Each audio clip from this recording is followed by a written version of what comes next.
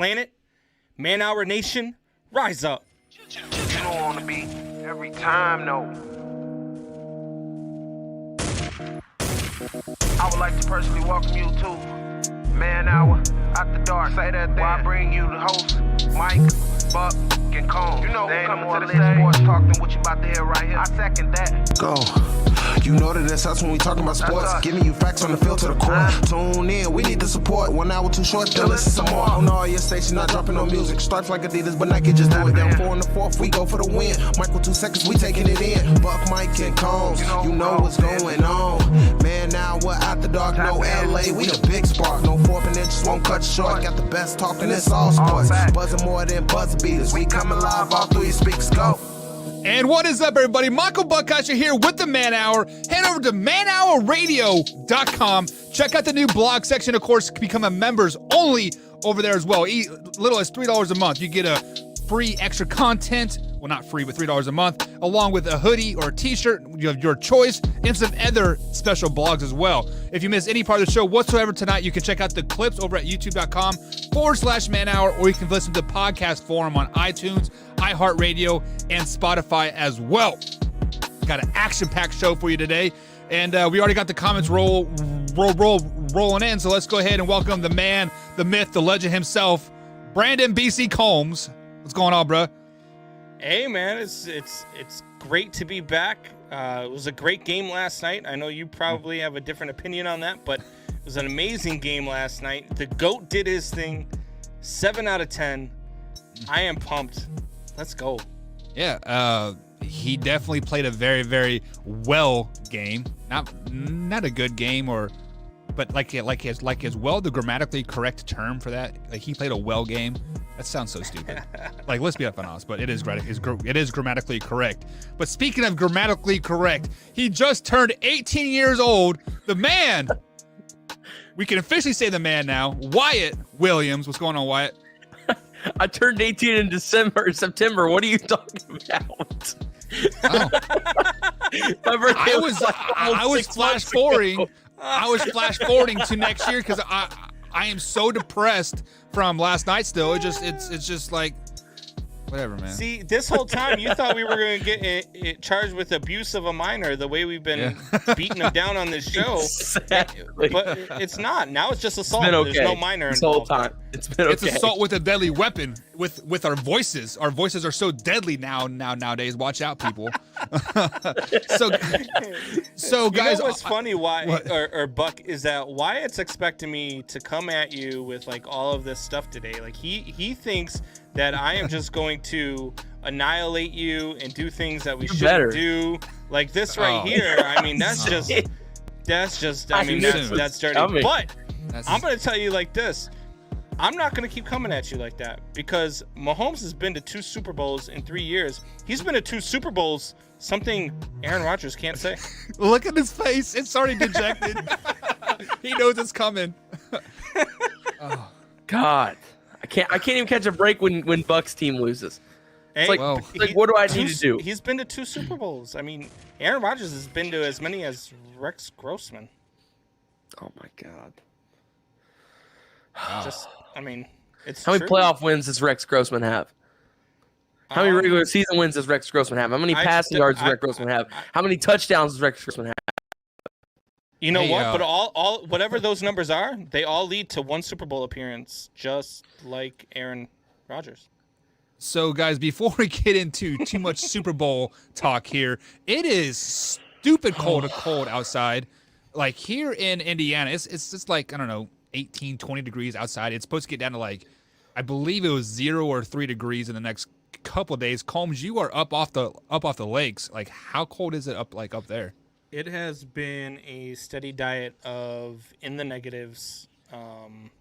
The wind it would be like 9 degrees, but the wind chill's like -19. So stupid. Yeah, it's been crazy cold. So before we get into Super Bowl talk, let's go ahead and address some of these comments here. Tori Anderson says, "Do we need to steal your shoelaces today, Mike?" I'm really confused by that comment. Do you guys have any idea? Yeah, because he doesn't want you hanging he doesn't want you hanging yourself with your shoelaces because the Chiefs lost. Oh, But did the Packers make it to the Super Bowl, Tori? I'm just asking for a friend. You know what, Tori? I don't think they did. Oh, yeah. Perfect setup. And Wyatt Williams says, Man Hour Nation, guess who's back? Back yes, in black. Sir. And then Tori says he's in Facebook jail, so I had to come over here and make sure Mike doesn't do anything rash. Tori, you should be on YouTube channel anyways, every day, man. Yes. YouTube.com/manhour. Be sure to hit that like button. Tori, we're going to start having giveaways on the YouTube page during our live broadcast. We are going to start doing all sorts of stuff. Right now, every comment you make, Tori, you are earning points. So for every point you earn, you can gamble those points, and you can up them and up them and up them. And the leader at the end of the week, I guess, Buck, is getting some sort of award or a prize or something.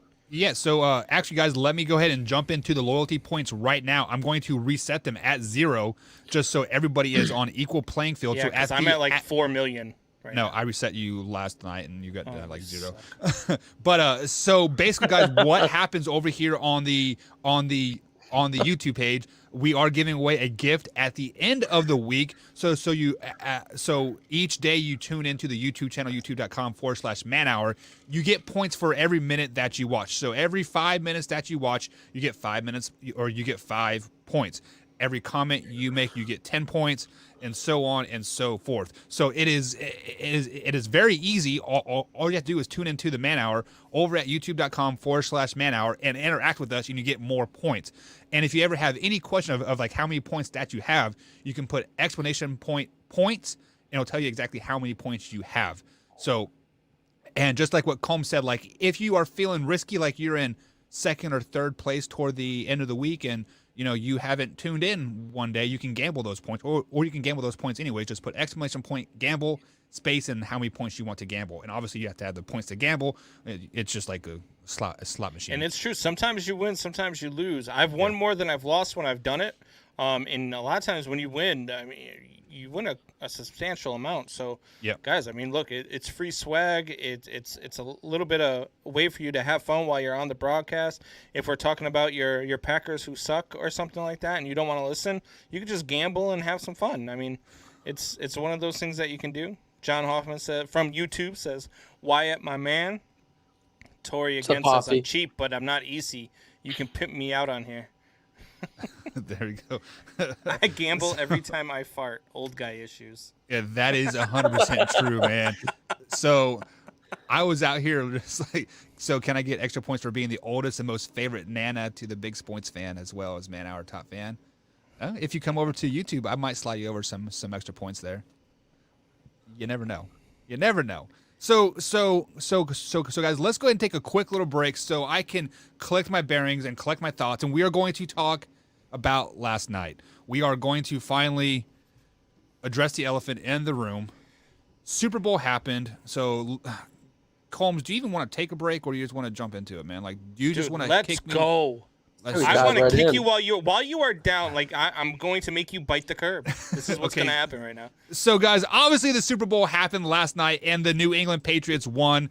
It wasn't even close, to be honest. Like sitting back watching the game, even that first quarter, even though the Chiefs had the quick 3-and-out to start the game, and then we drove down and hit that field goal and was up 3-0.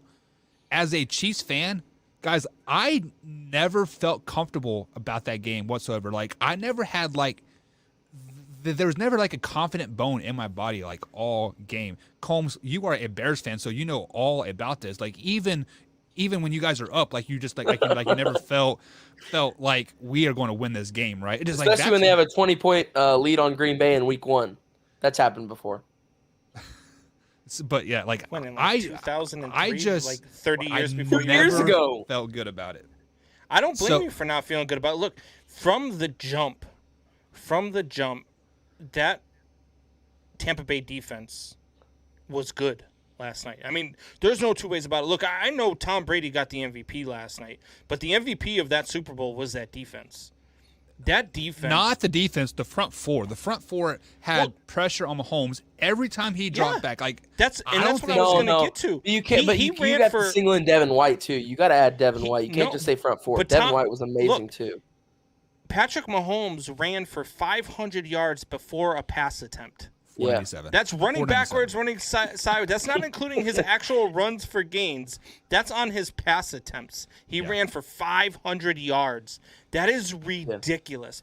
What that Tampa Bay defense did yesterday was amazing. It wasn't just the front four, Buck. I mean, that secondary did an amazing job containing Tyreek Hill and not letting Kelce get open too far downfield. It is very easy to contain them when you have extra guys back there, when you don't have to bring a linebacker to put pressure on Patrick Mahomes. That helps to double team Travis Kelce and That's why I said it was the entire defense. It was an entire defensive thing, because if that front four contains them, but that secondary lets Tyreek Hill or Kelce get loose, there's no point, because you saw yesterday Mahomes was making things happen.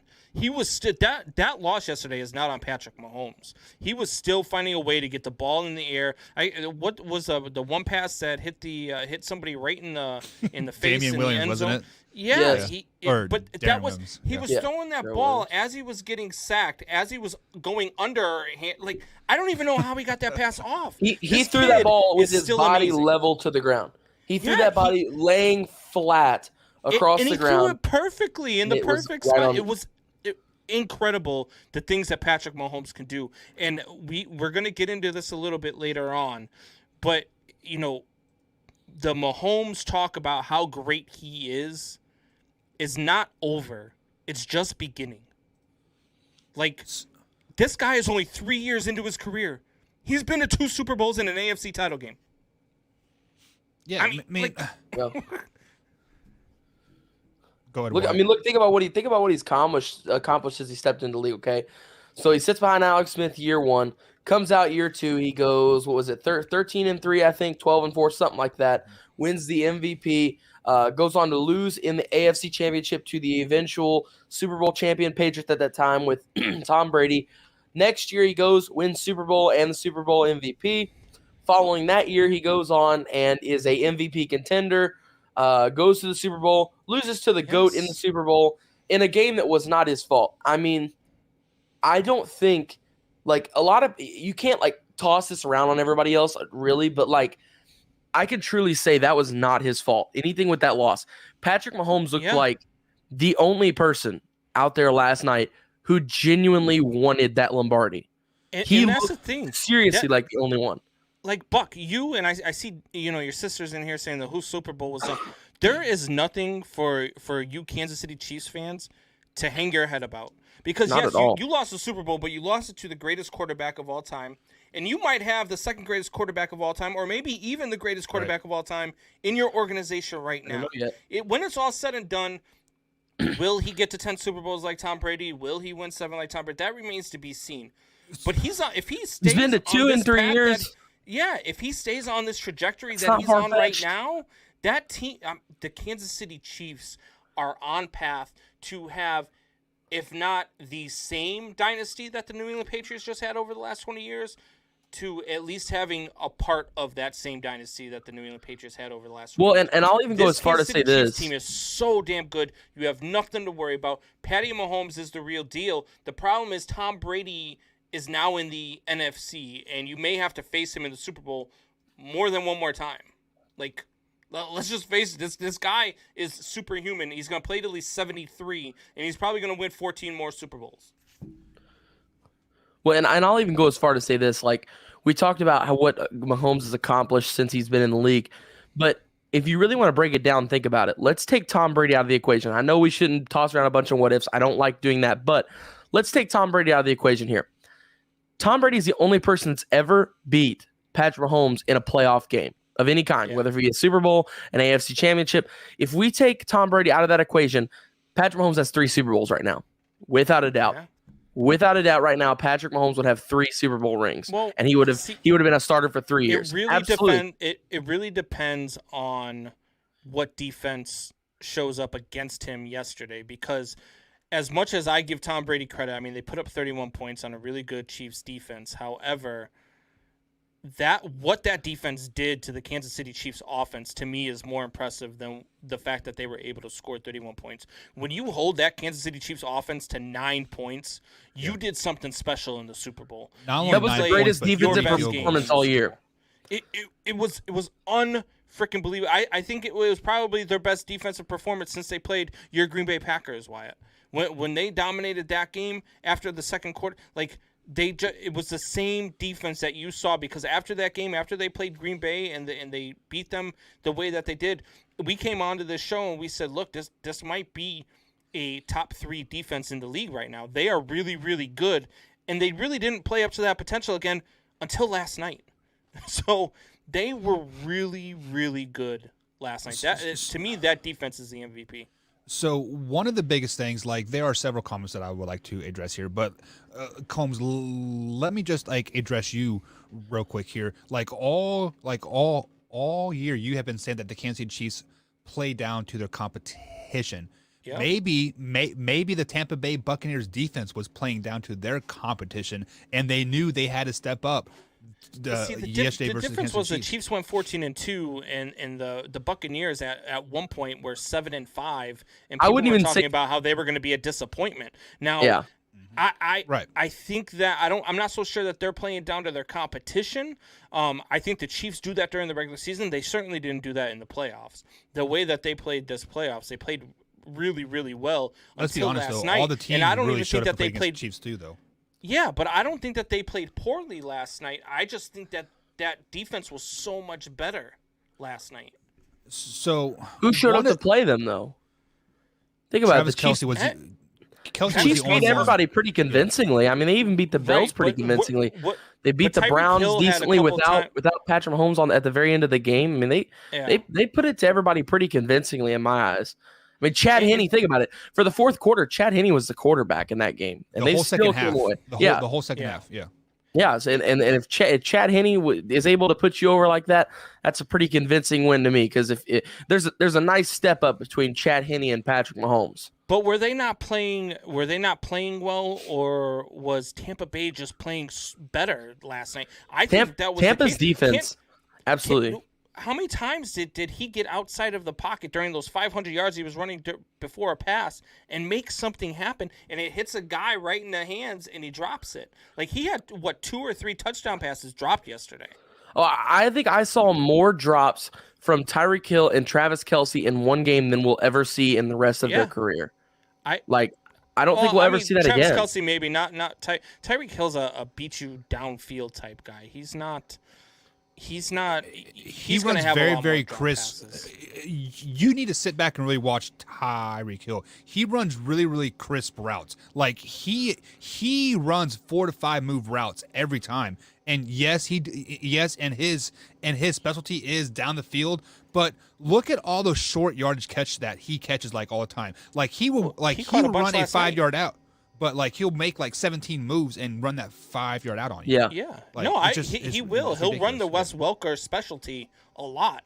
But his bread and butter, why you want Tyreek Hill on your team, is because as soon as you yell hike, you can throw the ball 70 yards downfield and he's going to run underneath it. That's why you like Tyreek Hill. On that false start, when he started a step early, he was 30 yards down the field before they blew the whistle dead. I was like, what are you guys doing? Yeah, I was like, how do you call a false start? This play's been going on. Right. Yeah.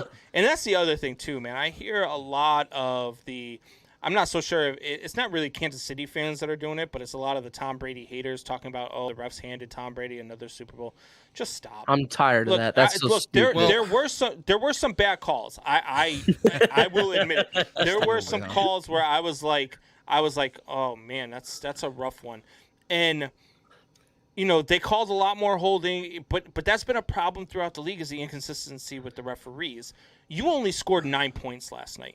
The referees did not cost you. No, nothing was going to save them last night. It's that simple. I can hear all the crying that I want to. That's all I heard from social media. Buck's about to cry a little bit more. From Chiefs fans was the refs and the refs. Oh, the refs gave this away.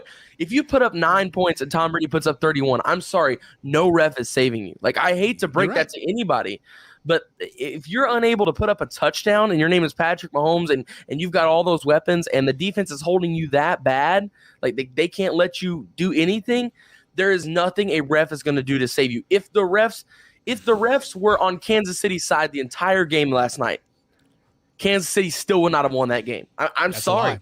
That is a lie. There's no way. Okay. I have let you guys kind of like be all calm. Here we Like go. I've stayed Here we calm go. as long as I could about this game. I am so upset about this game. So you guys brought up the refs. Okay, let's talk about those refs. Okay, you can do that all you want. Mahomes played his ass off last night, running for 497 yards outside the pack on a turf toe. I guarantee you, he's like he's in a boot right now with a hangover. But let's talk about those refs.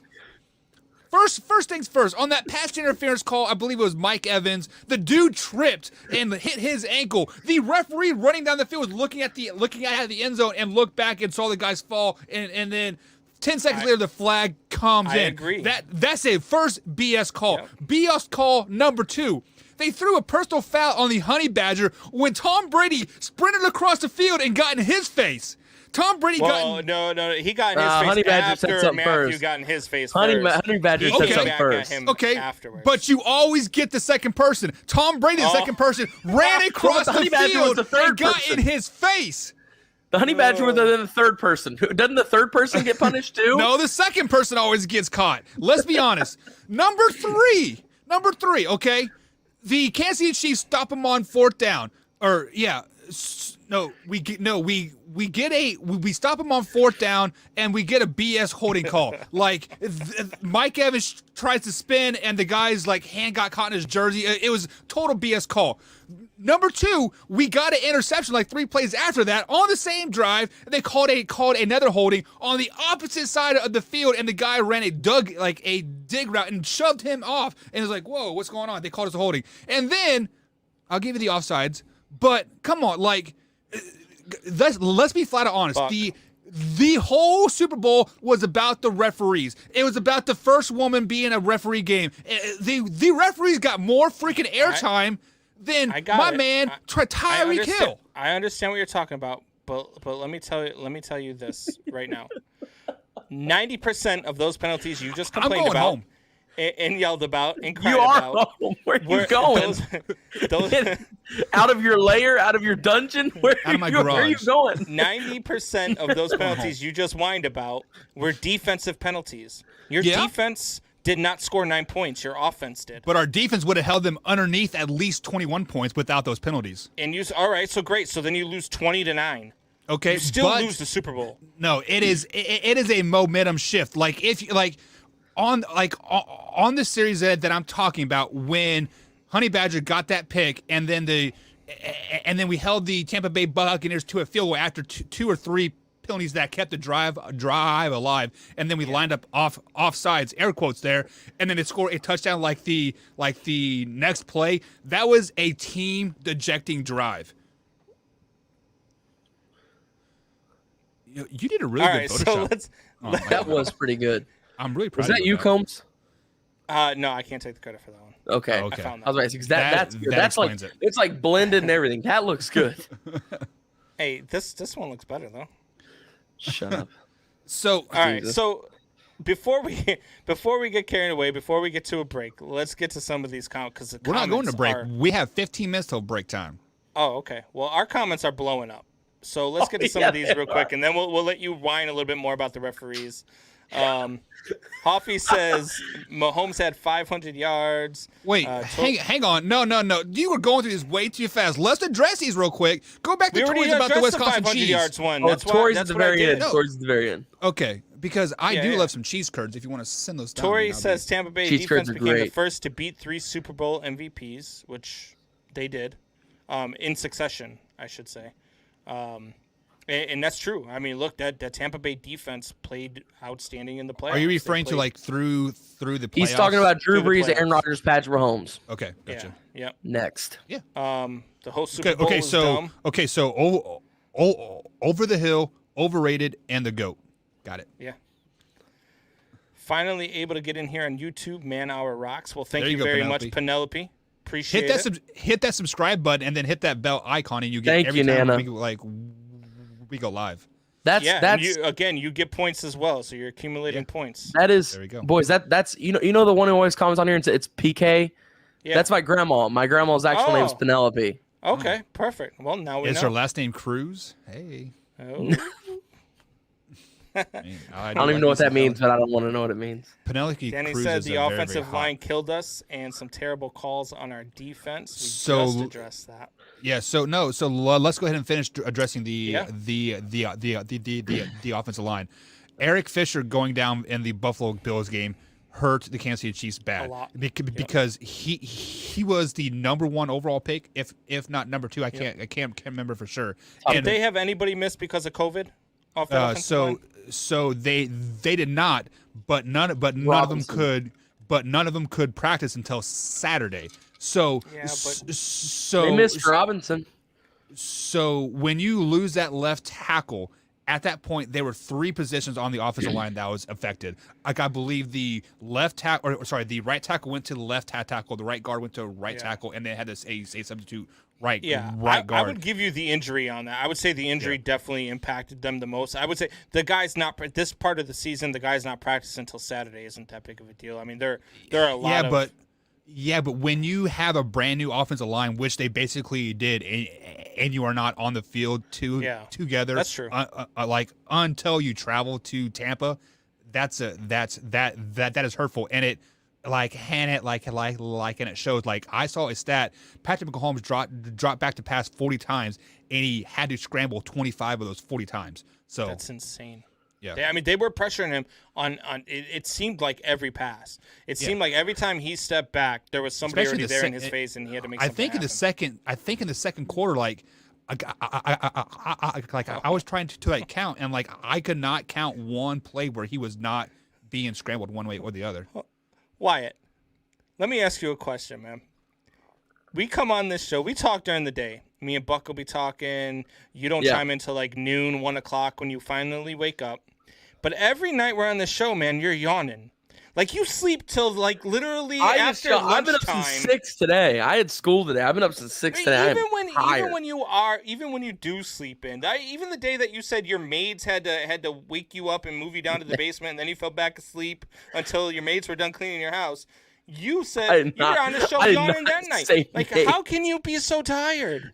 I did not say mates. You know, we've got people on this comment in here, which I know Buck has something to do with this. It said if you're watching this or if you're seeing this, right, hashtag Combs is old. So you got people in here saying, you know, even my girlfriend chiming in, hashtag Combs is old. Yes. And I'm supposed to be the old one, and you're the one yawning. Wait, like seriously, I'm the one that's out of pudding. I'm the one that's supposed to be at my like lights out at the home. Like, what's so tiring? It is because Combs. Or does Buck just bore you? You had dinner at 4:30. You had a nap at 5 or from 5 to 7. I actually have not even had dinner yet. Well, you should probably eat dinner. It's bad for your health. I know. I'm gonna eat dinner when I get off of the show. It wasn't ready yet. Back to the comments here. So my sister comes in and says the offensive line killed us. 100% positive. Nana said she never misses a show. Man, thank you for the support. We highly, highly appreciate that. We cannot get enough of your support. We love it. Absolutely. Yeah, I mean, you can sound a little bit more excited about it. I know you're dejected, Buck. I know you're upset. Nana, look, we love you. We appreciate everything that you do for us. We appreciate the fact that you were able. Is this your mother or your father's mother? This is my mom's mom. We are appreciative of the fact that you were able to conceive Wyatt's mom, who was able to conceive Wyatt, who was able to bring in his luscious locks into this world. Luscious. And he comes on this show and graces us with his presence and his wisdom. Unless he is calling basketball games as the second best, as Buck said last week. I'm not sure if you heard this, but you are the second best game caller behind Matt Dennison in the Southern Indiana area. Matt Dennison is the GOAT at everything. Okay. I am second. So I just wanted to make sure that you heard that. But no, Nana, we definitely appreciate everything that you're doing. We appreciate all the, you do. I know you do a Facebook stream with all your friends and do all that stuff. So we appreciate everything that you do for us. Buck's just in a mood tonight because his Chiefs lost the Super Bowl. They lost to the GOAT. I'm not sad that we lost the Super Bowl. I am sad that it wasn't even close. It sucked. I think the Packers Bucks game was better than the Super Bowl. It was. We did have a viewer who did say that the Super Bowl wasn't going to be close, and we reamed him for it. But he had it the other way. He had a 45-17 for the Shout out Chiefs. Tim. Good call, Tim. So Maybe he just spelled Buccaneers and put a C in front of it. I guess maybe I don't know. Danny Buccaneers? says it's so cold here. My comments are taking forever to post. I think my internet is frozen. Yeah, that's why you should go to youtube.com/manhour. Those comments are rolling in. She says, what we got here? Victoria says points. Danny says, I have you on my TV now. Hey, Yeah. Look at that. Big time. Look, I mean, we're coming at you. Are we coming at you in 4K HD right now? Oh, shoot. StreamYard only streams at likely. 780. So Oh, so you listen can't- to Mr. Smarty IT man over here. You can't see Even all his fancy language. how luscious his locks really are. you can't. Unless you get into 4K. They dominate the screen. Hoffy says Pads beat the Chiefs only because the D lineman from the Chiefs gave it to them. Yeah, I mean, you're talking about that was D Ford, right? The offsides. Oh, he is. Couple years back. Are you flashing back to there? Don't get me started about D Ford. How do you line up 5 yards offsides and then through He the did like? that on purpose. I know he I did. didn't know I was offsides. I didn't know. D Ford, I love you, man, but I'm so glad we shipped you out of town. Like after that, how do you not know you're 5 yards off the ball? Come on, He's like man. Kevin King. Jeez. Oh God, don't even bring up that name.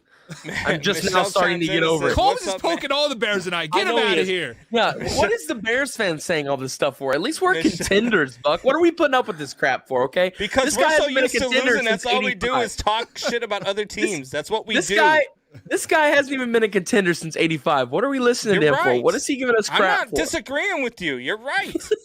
But Michelle says, "What's up, man? Hour. I couldn't wait for tonight's show. Gronk was on, dude. I am Dude, Gronk so was mad at myself. insane. So there was a bet that I could have made. Could have put $100 for Gronk to be a touchdown scorer. It was a plus 1,200. You didn't bet for Gronk to score a tutty? I did not. didn't we sit here on the man hour and say it was going to come down to Kelsey versus Gronk? Combs, you literally said, I man. did- You literally Look, said this is a didn't tight place end any game. bets on the game. I didn't place any bets on the game. I'm kicking Oh, myself in the man. ass. I know. I know. God. Man, like you literally have one job in the world, and that is to bet games. We sit here and we give you prop bets, Combs, and you don't take the bets and you lose money and you complain about, oh, I could have won this. Well, why didn't you win it? Exactly. Because I'm not rich like you, Buck. I don't have just money to throw at things. So Tori Anderson says, all gas, no effing break, which is Matt LaFleur, except on 4th and 3. Oh, God. YouTube is faster than Facebook. Weird. Yeah, Hoffy with Combs is because old. yeah, Tyreek Hill is Hayward Bay with better hands. Ooh. Ooh, Buck, you want to address that one? no, I don't because I agree. Ooh. Interesting. So I think Tyreek Hill is a great X factor wide receiver, but he will not go to a team and make the team more improved, right? Like he fits the Kansas City Chiefs system perfectly because he has a strong arm quarterback with a offensive minded coach. Like let's say he would go to the Baltimore Ravens. Tyreek Hill is not Tyreek Hill over there because Lamar Jackson is trash and doesn't have a strong arm, and they do not have a strong offensive-minded coach. So Tyreek Hill is like we talk about Tom Brady being a system guy. Tyreek Hill is a system guy 100%. Because did you guys know before Patrick Mahomes was on the Kansas City Chiefs, Tyreek Hill was there and he was not doing that great. He was a bottom-tier wide receiver with Alex Smith at the helm. So, Yeah. I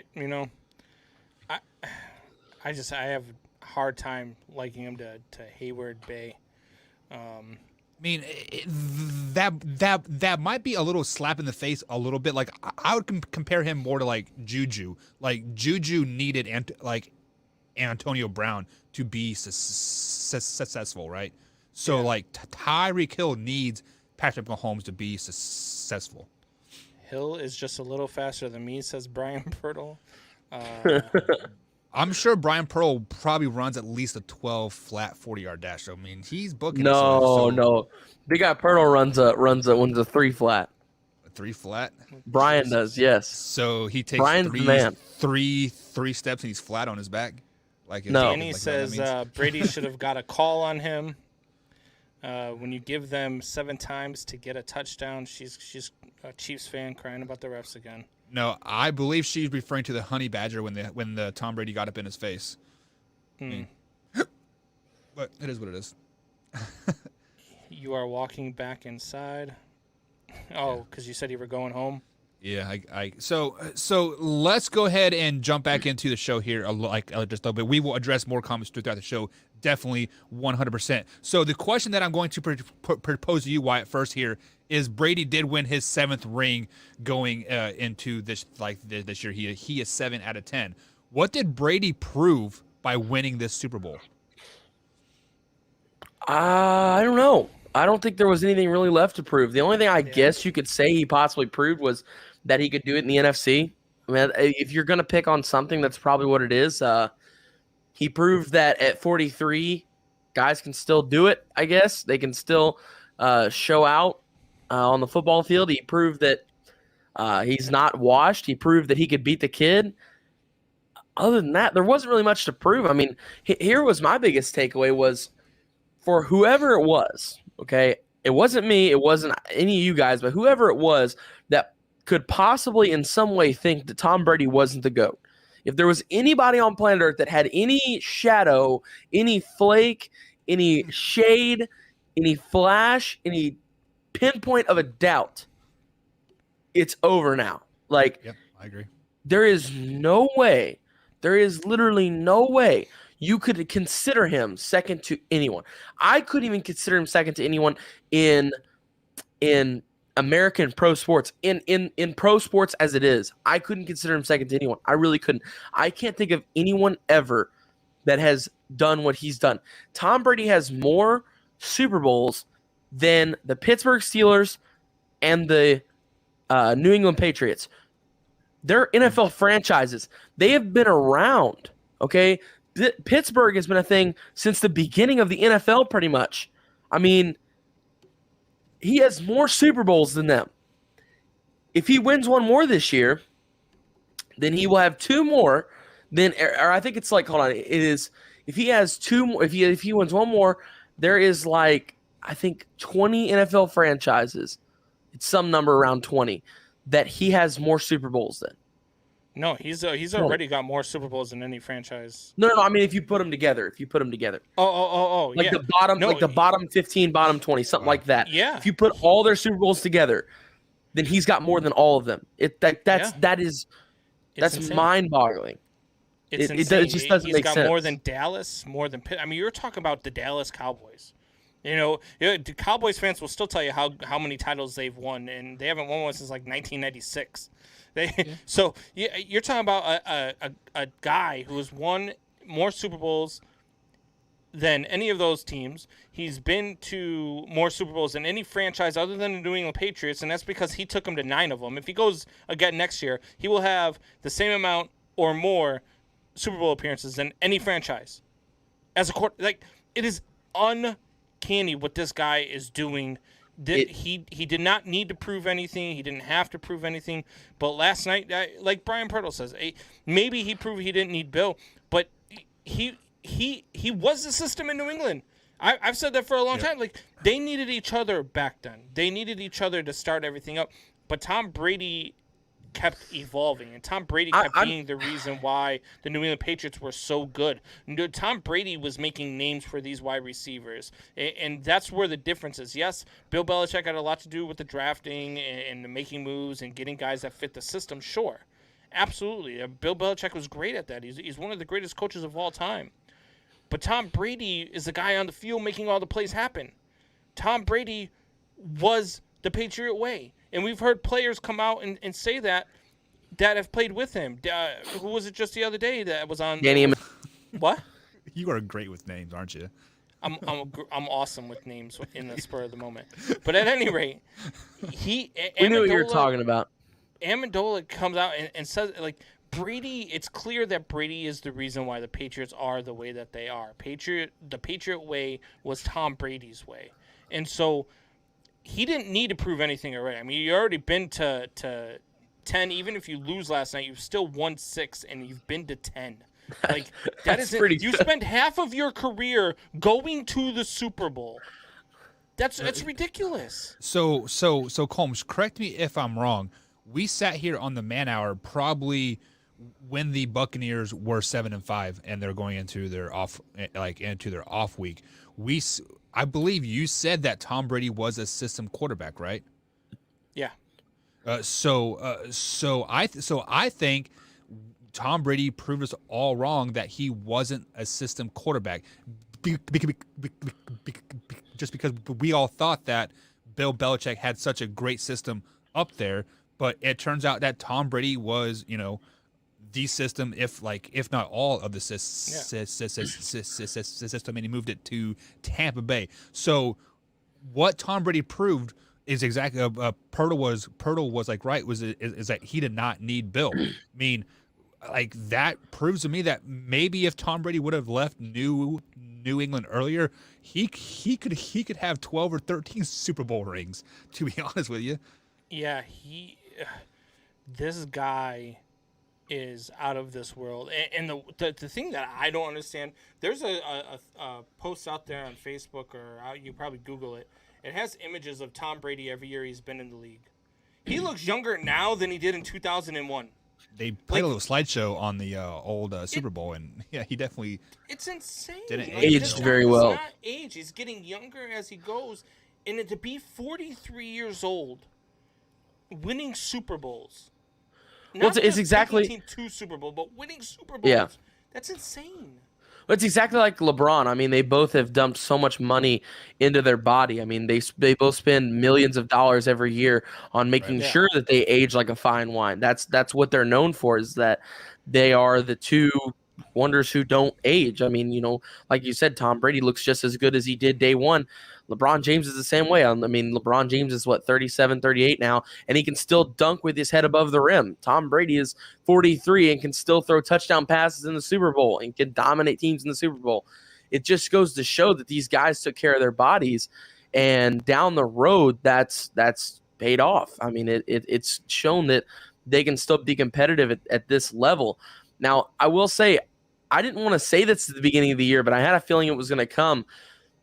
I think after watching this, Buck, you're too old.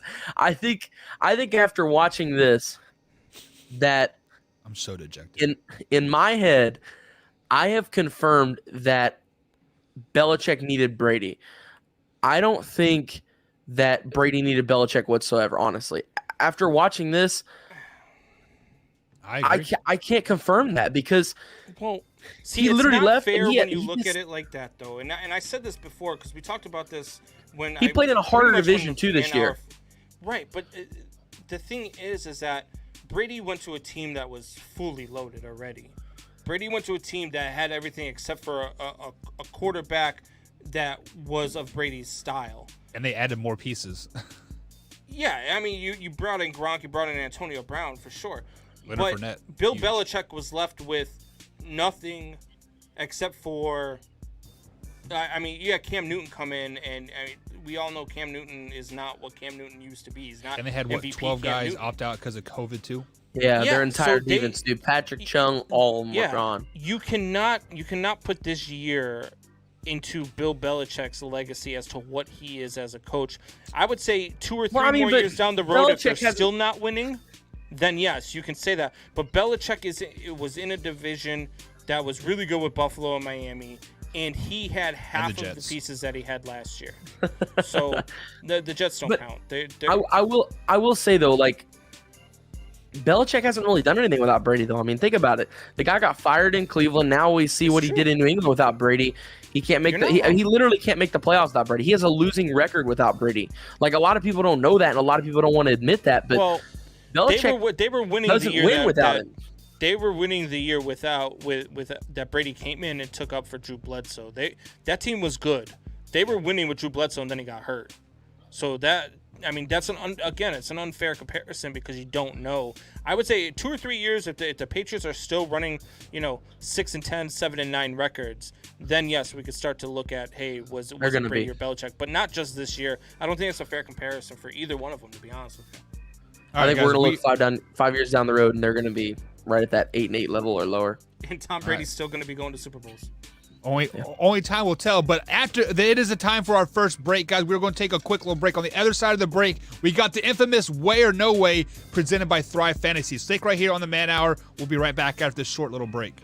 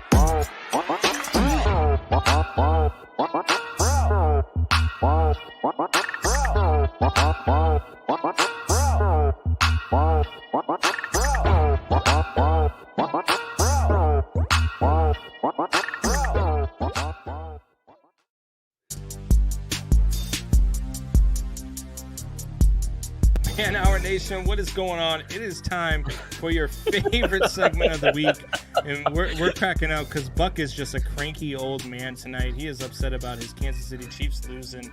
He is cranky and old, and you'll see what I mean in a minute. But moving forward with our Way or No Way segment, everybody's favorite segment of the week, we're going to kick it off with a little bit of Super Bowl talk. So earlier today on ESPN, Stephen A. was talking about how the GOAT talk with Patrick Mahomes is over. So I'm just going to ask you guys this. Mahomes is the GOAT talk is not just over, it's just beginning. I'm sorry. Buck is killing me right now. Okay. No, it is not over. No. Oh, my gosh. No, it is not over. He is an exceptional talent. We saw that all Super Bowl Sunday. He is amazing. I mean, literally, we talked about it earlier. We saw the pass where he was like parallel to the ground and he threw a dot. I mean, he hit the guy right in the face mask. We saw that several times. That loss was not his fault in any way, shape, form, and or fashion.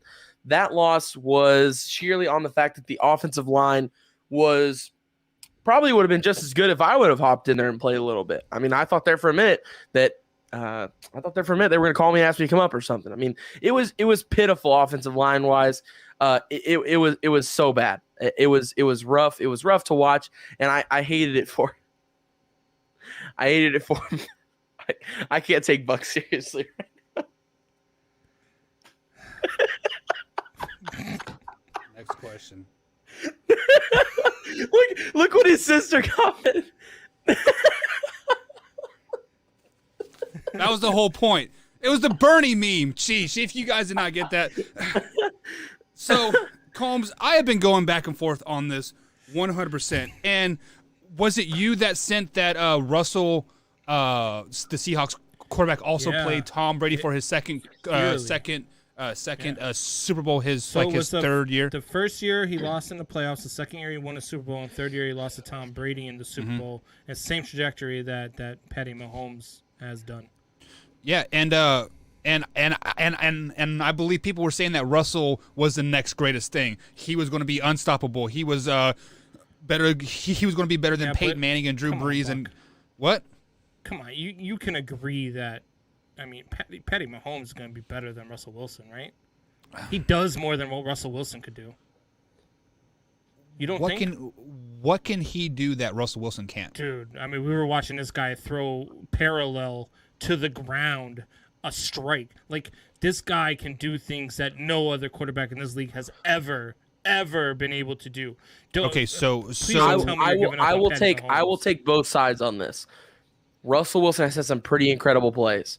Russell Wilson has had some plays where he was getting tackled, he was falling But down, he was close not to the like ground. this, though. He dumped it off. He But is I not- will he take is Combs' not the side as same. because the play that happened with Russell Wilson was a pass for 5 yards, not 30. I mean, Patrick Mahomes was pretty much laying on the ground hang on. and threw a ball 30 yards on You guys on are target. patting. You guys are patting a guy on the pack for an incomplete pass. It's not his fault. He can't catch the ball too. You are he can't patting block a guy too. on the back for an incomplete pass. It goes up as an incomplete pass on the stat column, But whether what he do you was want? on it. So he does everything except for Is he supposed to catch it? Except for B Bugs Bunny. He No, can't pitch it Combs, and Combs, catch hold the on. ball after Is he he hits supposed it. to catch it? Is that what is he supposed to run down there and catch his own Brett pass? Favre does. Steve Young does. Oh my god. Jesus Christ. You You guys are out of your mind. Of course, Patrick Mahomes is going to be the GOAT. All I right, set there you it guys is. up to knock you down. Man, this guy has been to 3 AFC championships his first year in the league. Of There it course, is. you can crown him. Put him in the Hall of Fame right now. I don't care if he plays another snap for the. You can do that all you want because guess what? He is going to get up again. He's going to get knocked out again. He's going to get up again. The only reason why Tom Brady has 10 Super Bowl appearances is because the AFC has Eli been Manning. total crap for the last 20 years. The AFC has been shit. Let's be honest. The one time that the AFC is good, D4 had to line up offsides. Let me air quote that because he wasn't offsides, right? If you look at the camera angles, but he was definitely off like offsides. But the refs definitely had to give Tom Brady a second chance to win that game. And then in the Super Bowl, he played a pretty bad Rams team. Let's be honest. Of course, Patrick Mahomes is a GOAT. Come on, man. No questions. Look, I agree. Look, Mahomes is. I'm so I don't know glad if he he's did going to be that. the GOAT. I was don't know if worried. he's going to be the GOAT, but he's going to be in the conversation. He'll be top 2, top 3 at worst. Yeah, I Yeah, I think he's don't already see- top 5. I see. That's where I agree with Stephen A. Is that talk is over for right now. 3 years into the league, Right. it's hard to determine whether or not you're a top 5 quarterback of all time. Let's see your trajectory over the next 5 or 6 years. Let's say he has a career-ending injury next year, and we hope that never happens. But Never if on it did anybody. next year, are you talking about him as a top 5 quarterback of all time? Yes, I've been saying I that mean, since before the season. Look at what he's done in 2 years. You're wrong then, though. You can't In have two- a quarterback over 3 years be. It's. Look what he's done in 2 years. I don't care if he won all 3. You couldn't talk to him about the greatest. He's the top looked 5. incredible. Well, Combs. So on the other hand of that coin, let's say he doesn't play another snap in the NFL. He went to 2 Super Bowls in 3 years and 3 AFC Championship games. Is he a Hall of Famer? I think he's already a Hall of Famer. I think if he What other retired, starter he'd be- can? I don't what think other so, starter because the can, body of work say just that? isn't. The body of work of 3 years just to me just isn't enough to get those types of accolades. Like it's just. So is 3 Russell years. Wilson? Is Russell Wilson a Pro Bowler? Or, I mean, is Russell Wilson a Hall of Famer? Russell Wilson's a Hall of Famer? Yeah. He's already done just as much as Russell Wilson has in 3 years. He's done more, I but think. I understand. more than Aaron Rodgers, too. He's done. He has. Yeah, I'm he's done not more than disagreeing. He's done more than Dan not Marino. disagreeing. He's done I understand that. Like he's done more than those guys, but those guys put together a longer body of work that you could critique. You can't say that a guy who's really good right now. I mean, if that's the case, then I mean, let's throw it into something that I could talk fluently about, which is baseball. Wyatt, if that was the case, then after 2016, Kyle Schwarber would have been the greatest power hitter of Cubs history. Like, you can't take that short body of work and talk about how great a guy is against a guy who's done it for 10, 15 years. You have to have at least, I would say, to me, you have to have at least 7 years for a body of second work. part of the show, Blake. So we will address Blake's comment after our interview with JD. Actually, it's coming up here. It's coming up here in it's one of the way or no ways. Okay. So before we get too carried away, do you guys like understand like we are probably looking at the best NFL, like as far as talent wise, from worst team to best team, like across the board? Because if you would look at the AFC playoffs this year, any one of those teams could have easily made it to the Super Bowl. The Browns, Bills, Packers, like any one of the AFC teams that made the playoffs could have definitely won the Super Bowl. I don't think so. I don't think the Browns would beat the Packers. I mean, everybody but the Ravens, of course. No, see, I think the Browns could have beaten the Packers because of the of best, course you do. No, of course the Bears fan does. No. I think that the Browns' run game would have destroyed the Packers' run game. Did you not see what we did to Derrick? Ever since we played Derrick Henry, our run defense was just fine. Derrick Henry has been stopped by quite a few defenses. Yeah, and the Chiefs. Derrick Henry has like 5 or 6 great games a year. The rest of them are mediocre. Are you jumping on the Buck bandwagon and saying he's not the best running back in the league? Oh. He's not the best running back. Oh my God! No way! Yes way! You know what? I'm gonna change number 2. Number 2 question: is Derrick Henry the best running back in the league? Way! No. Way! He got Offensive Player of the Year. He was the best offensive player this year, pretty much, other than Aaron Rodgers. Because Christian McCaffrey and Saquon Barkley were hurt. No, I'm talking about a true running back, a guy that we can hand it off to, not a slot wide receiver in Christian McCaffrey. You can hand it off to Saquon. What are you talking about? Okay. Saquon right now is probably the second Saquon best is running not back better in than the Derrick league. Henry right now. CMC, yes, he is. And CMC not with that is offensive the line. second best. If he had a better offensive line, yes, I would say he is. But he doesn't have the offensive line to be that good. You're wrong. He does not have the offensive line to run for 2,100 yards. He's not 7th like Buck says. No, but he's definitely not 7th. Some of Buck's reasoning for putting him at 7th, I did agree with. He does, but that's pretty much all running backs. Not all running backs are going to have 16 quality. So Combs, 150-yard games. You're telling me you want a bell cow running back, okay? That I'm going to hand off to every single. I'm going to hand it off to him 20 times a game. I will take Saquon Barkley every day of the week. Over Derrick Henry. And CMC over Derrick Henry, yes. I'll take 4 running backs over. You know why? Because Derrick Henry Henry runs north to south. These guys can make you miss east to west and north. Like these guys are the total package. Derrick Henry is Shaq.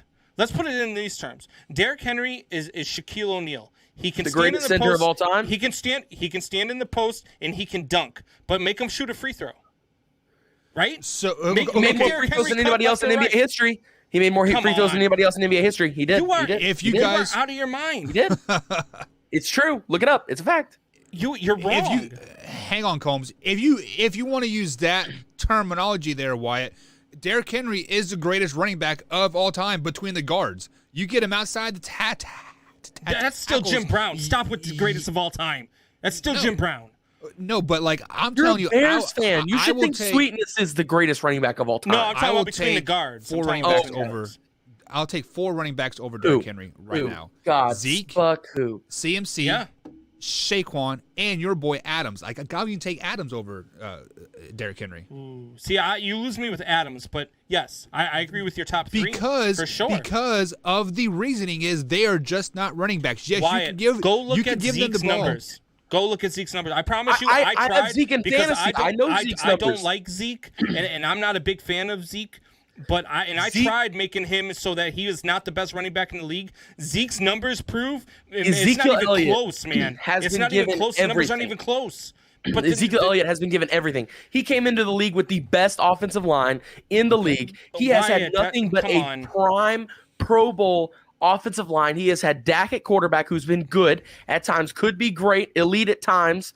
Okay, Derrick Henry is the best running back in the league. I hate to break it. And Christian McCaffrey is not better than Christian McCaffrey or Saquon Barkley or Ezekiel Elliott. You can say, oh, he has the line, he has this, he has that, he has the quarterback. Look at this. You want to talk about stats? Ezekiel Elliott's numbers are like triple what Derrick Henry's are. It's not even close. He had the most rushing yards in the league this year and last year. This year. He also touched the ball 700 times. I mean, look at you cannot he's a bell cow. You look at the number.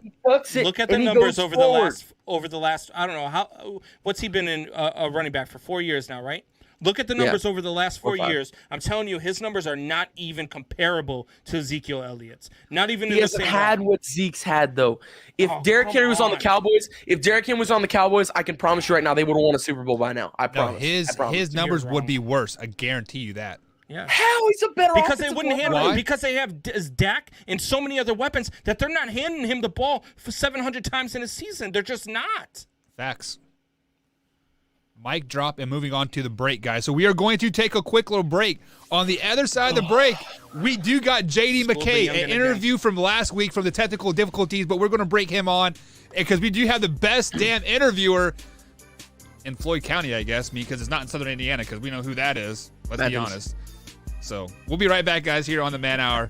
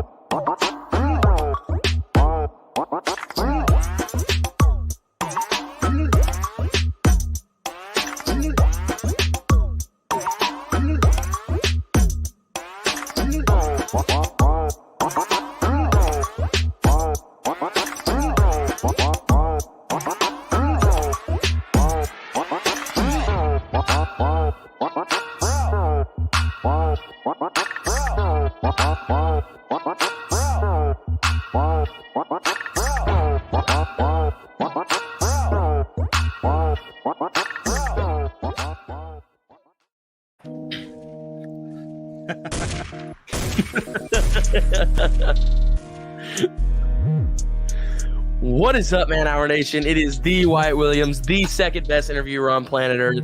I am back from all the games last week. I am so happy to be here, and I have a very special guest with me today, the J.D. McKay. How are you today, sir? Good, how are you guys? What's up, man? How's it going?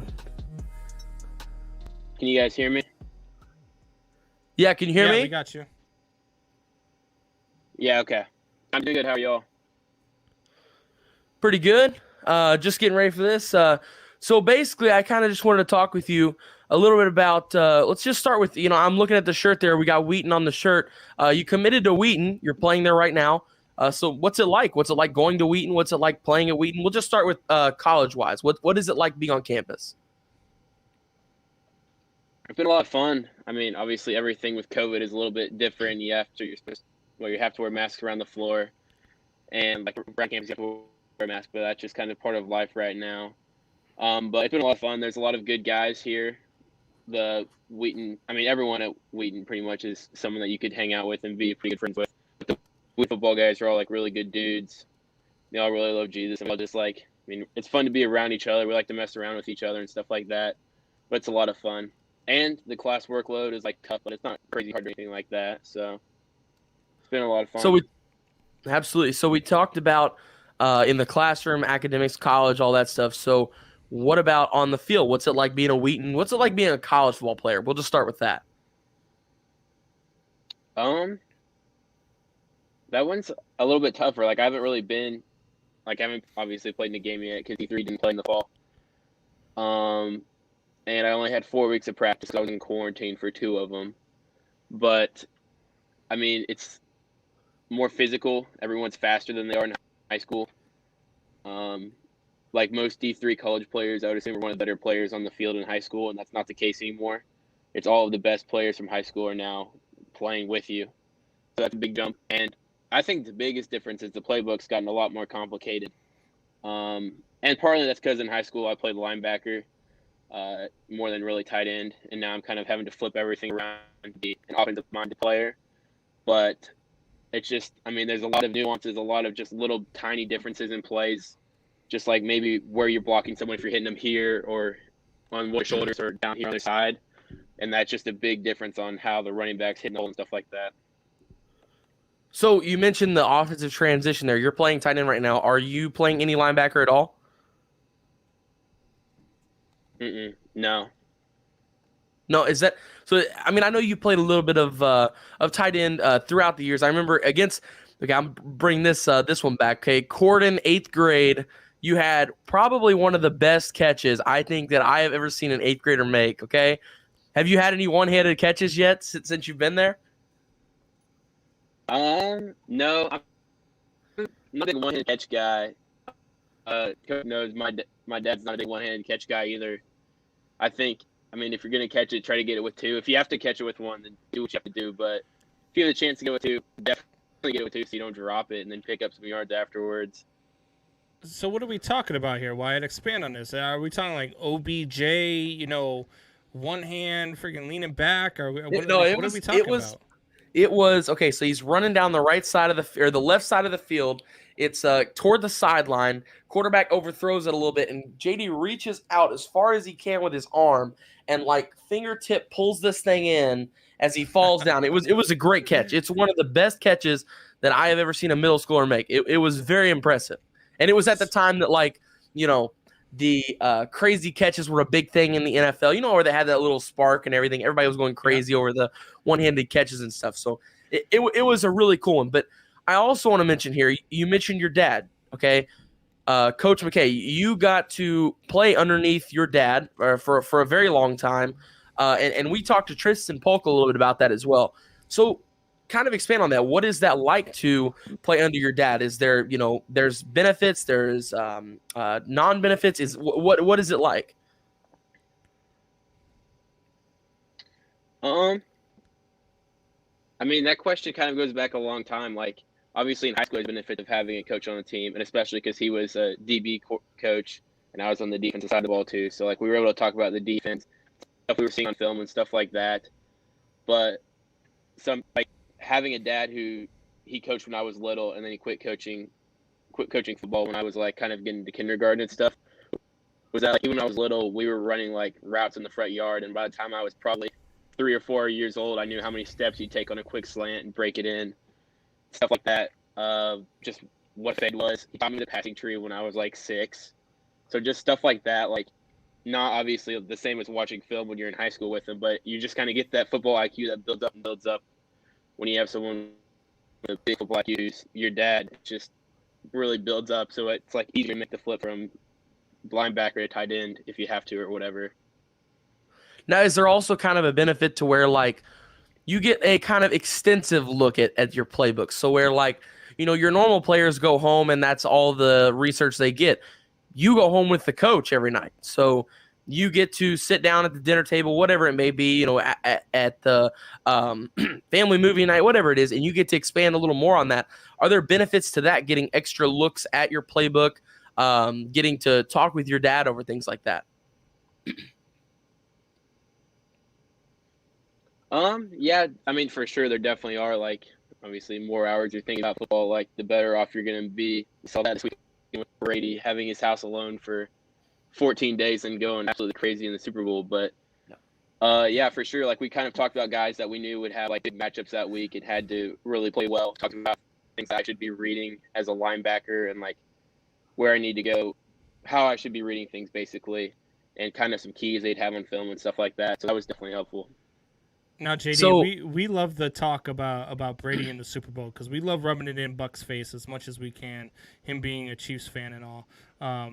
But one of the things that you just touched on was, having your dad as a coach. And that's one of the things that, just thinking about all the times that I coached my kids growing up, man, it'll bring tears in my eyes thinking about all the things that we did. And I'm sure that's some of his proudest moments were coaching you and seeing you grow as a player, as it was mine with my kids as well. Let me ask you though, because you do get the benefit of when you're a player, you do get the benefit of, look, your dad's the coach, so when he shows up to the field, you're at the field, so you're there earlier usually than most. You're there longer than most. Now, for you, what is your favorite memory of being a player underneath your dad? What is something that you will always remember and take with you as a player who played for his dad most of his career?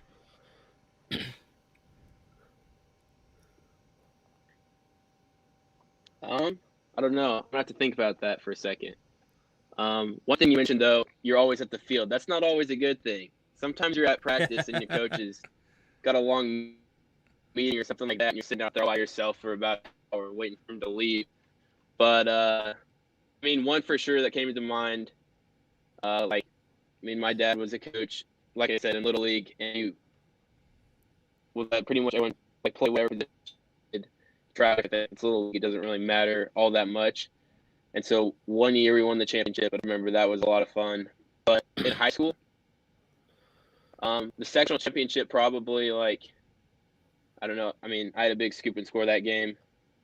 I remember celebrating with him on the sideline, and obviously everyone was super excited after that play. It was pretty much sealed the game for us.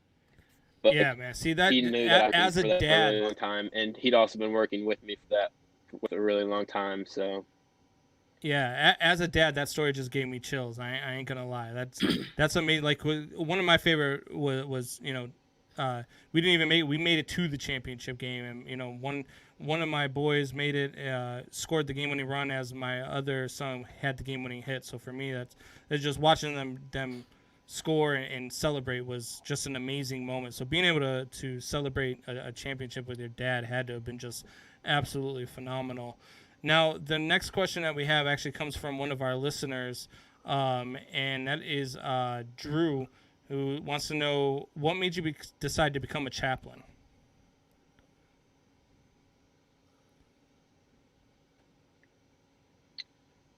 So I went to a church camp down Baghdad, Kentucky, called Crossings, and something to talk about there is all Christians should, I feel, calling to share the gospel with others, regardless of what you do, whether or not you guys, run a sports talk show or teach in school or just work in a business or sell insurance or whatever you do. You should be spreading the gospel, but you should also, some people feel a calling into full-time ministry. So they talked about kind of feeling the calling and being in about a lot. And my long-term goal is to get into sports ministry, as an FCA leader at a college or a team sports chaplain or something like that. And I just figured Army chaplain would be a good way to do it. It helps, you see, is a good way, and it's also paying for my college. So yeah, absolutely. And Brian Perto also chimes in and says, "Good luck, JD. We wish you the best." So JD, just to follow up with that question that a viewer just had, some of the best chaplains, preachers, the church guys that give the sermons each and every week, that they have some of the greatest life experience. My cousin, for example, he did not find Jesus or God until much later in life. So he had a very hard travel road, and he went down some bad paths, and then he came back, and now he is probably one of the best preachers that I know, and I love listening to him each and every week. What kind of life experience are you going to be able to pass down to that next generation of kids?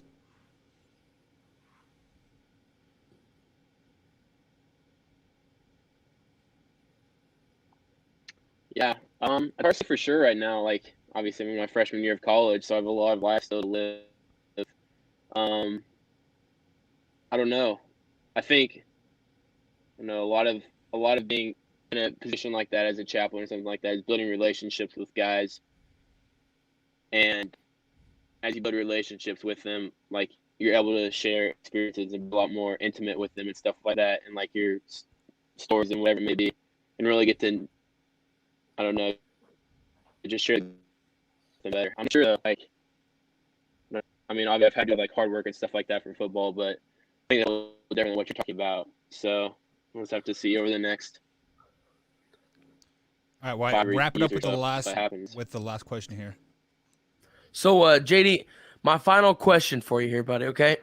So, there's a lot of great athletes in Floyd Central in their football program this year at the senior class. And I've asked every single guy that was in your class so far. We've had Calvin, and many other people, Trace, anybody you could bring with you to Wheaton right now, who would you want to bring of everybody in the graduating class below you that just ended at Floyd Central?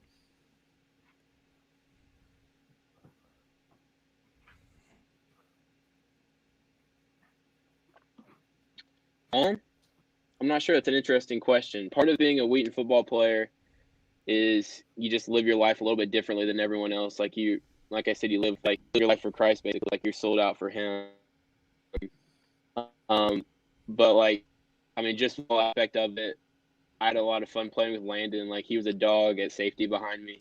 It's nice for linebacker, someone you really trust behind you at safety. And he and Trace are both guys actually, and Landon also for us in offense. So maybe him. Calvin, I had a lot of fun playing with too. I had a lot of fun playing with him. He had a pretty brutal, like tore his ACL twice, I believe. So just giving him a chance to play football again in college, which I'm sure he's going to. Hopefully, he will be good for him too. So I don't know, probably one of those couple guys. Like I said, Trace, Landon, Calvin, or Dude, probably. Alrighty, guys, that is going to be it for JD McKay. JD, as always, thanks for joining us, man. Wish you nothing but the best this year in the upcoming spring football season. And you are doing track as well. So are you doing both at the same time, or is track at a different time than football? No, yeah, track right now. We had our first meet last Saturday. And how did you do? I did okay for my first meet. Like, it's a heavier shot put and stuff.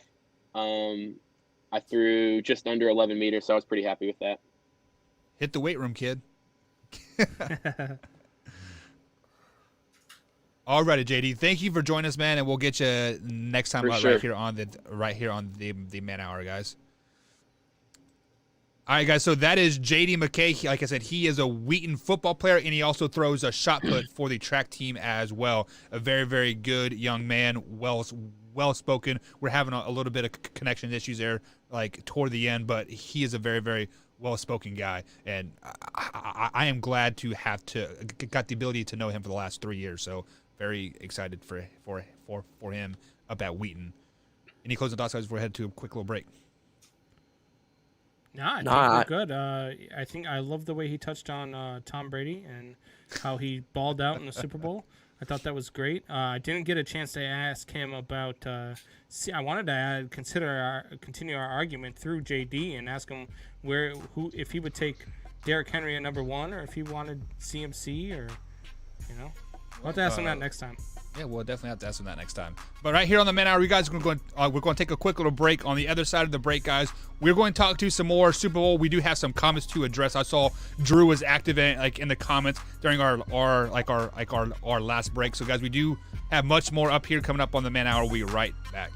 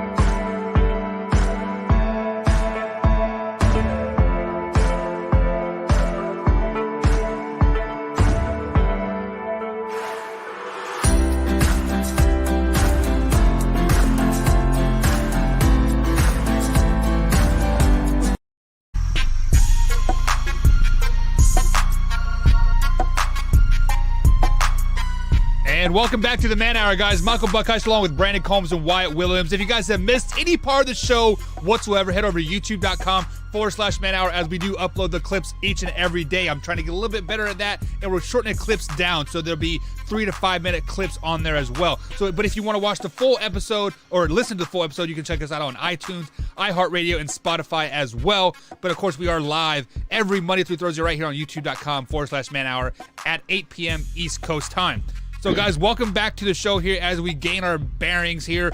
We got about another half hour left in the show, and there's tons of comments to get through here. So, Combs, if you just want to go ahead and start bringing up the comments here, and we'll try to address some of those comments as they come through. Yeah, man. Look, the chat has been blowing up all night, guys. We absolutely love it. We thank you guys from the bottom of our heart.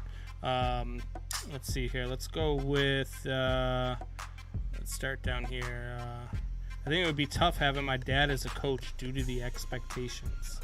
Yeah, so It will be tough. I mean, as a normal dad, yes, but Coach McKay, he is the most level-headed person that you will ever meet. Like, he is the most realist. So he is a spitting image of JD 100%. A great man, a great person with a great head on his shoulders, and has some good football IQ as well. I mean, so. I'll tell you, my sons always had it harder because I was the coach. Like I expected more out of them. I expected to be better leaders. It's just a part of being the coach and having to set an example and all that, and you want your kids to carry on that example and all that. So it is a little bit tougher for the coach's kids sometimes. Can I toot somebody's horn here a little bit? Sure. One of the hardest coach, but one of the hardest workers that I know that I have ever met are the Polks. Jamie Polk and Tristan Polk. Jamie was so hard on Tristan, but Tristan was just as hard on himself and pushed. Guys, Tristan Polk is going to be an NFL quarterback. Right here. I do not think that's a hot take whatsoever. I couldn't agree with you more. Genuinely, I've said if it was not for COVID, I can tell you right now, Tristan Polk would be a Power 5 quarterback right now. There's like a Big Ten quarterback. He has a perfect frame. He's 6'4", like 215, 210 right now. Yeah. That is a pro style quarterback, and he's got an arm like nobody's business. You put some meat on his bones. I'm talking like 15 more pounds. He is a spitting image of Josh Allen. Yeah. He trucks like him too. He ain't scared to drop that shoulder. Trey comes on. Hey, what's going on, Trey?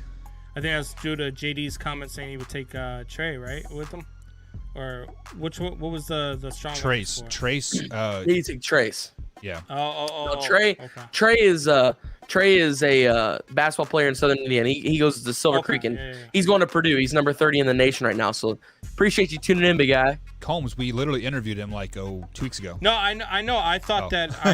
Hey, in high school you play more than one sport, so I just thought maybe he was playing football too. Not here. Like usually, like you're kind of like a one star. Well, look, I'm one trick pony. Southern Indiana, man.